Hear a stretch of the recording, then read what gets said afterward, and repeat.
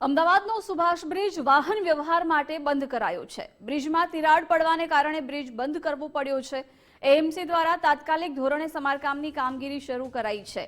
Inspection દરમિયાન ક્ષતિ માલુમ પડતા બ્રિજ બંધ કરાયો છે। આગામી 5 દિવસ લોકોની અવરજવર માટે બ્રિજ બંધ રહેશે।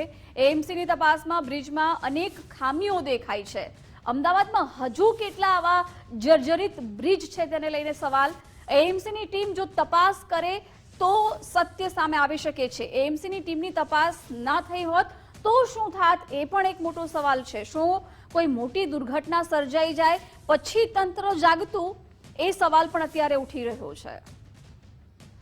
ન્યૂઝરૂમથી મારા સંવાદદાતા રીમા દોશી જોડાઈ ગયા છે। રીમા, અત્યારે બ્રિજમાં તિરાડ પડવાને કારણે સુભાષ બ્રિજ છે વાહન વ્યવહાર માટે બંધ કરવામાં આવ્યો છે। અમદાવાદમાં અન્ય કયા કયા આવા બ્રિજ છે કે જે ક્ષતિગ્રસ્ત હાલતમાં છે?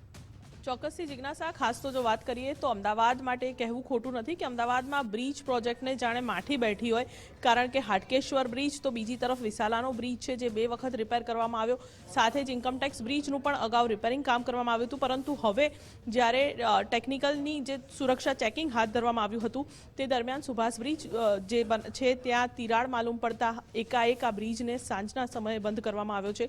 આગામી 5 દિવસ સુધી આ બ્રિજ છે જે બંધ રહેશે।